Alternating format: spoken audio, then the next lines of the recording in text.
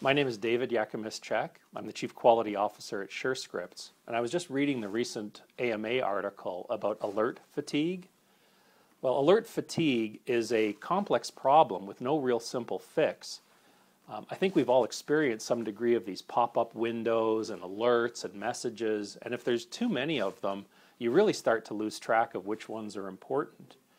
The problem is that there's a good reason for them. There's a benefit to these alerts. It's what the computer is really good at. It can look at a lot of data and it can find things that don't really belong together or don't fit, and it can tell you about it before it goes ahead and takes further action.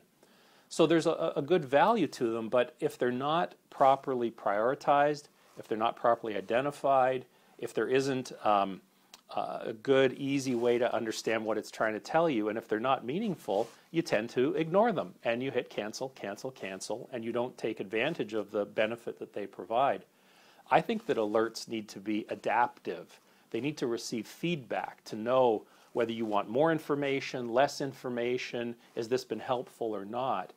And I think alerts have to be unique and they have to be different for different reasons so that visually you get a quick indication, whether it's by color or size or placement, about what it's really trying to tell you.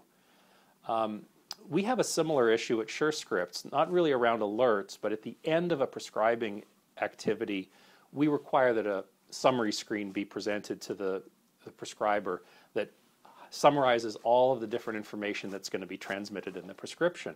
Well, we know that that summary screen is helpful in helping someone catch some things that they hadn't previously noticed. However, we know that there's information that's not being reviewed and not being caught and someone's just pressing send. So what we're working on is a system to really measure the effectiveness of alerts and to feedback as to whether these are effective or not, to put a measurement system in place like we like to do for all quality systems. We continue to work on this problem, and I'm interested to hear about others who are as well.